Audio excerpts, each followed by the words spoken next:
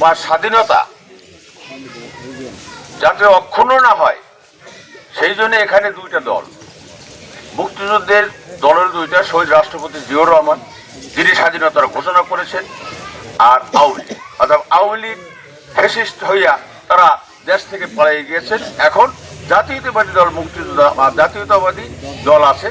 যদি শহীদ রাষ্ট্রপতি, আমরা আমাদের শ্রদ্ধেয় বীর উত্তম, উনি একজন সেক্টর কমান্ডার না, উনি একজন ব্রিগেড কমান্ডার, তিনটা ব্রিগেডের একজন ব্রিগেড কমান্ডার হিসেবে সে যথেষ্ট। এবং আমরা চাই যে এই রুহুল আমিন দুলাল আগেও 2-3বার নির্বাচনে কিছু অল্প অল্প ভোটে হেরে গিয়েছেন, তখন এই দল, জাতীয়তাবাদী দল ক্ষমতায় ছিলেন না।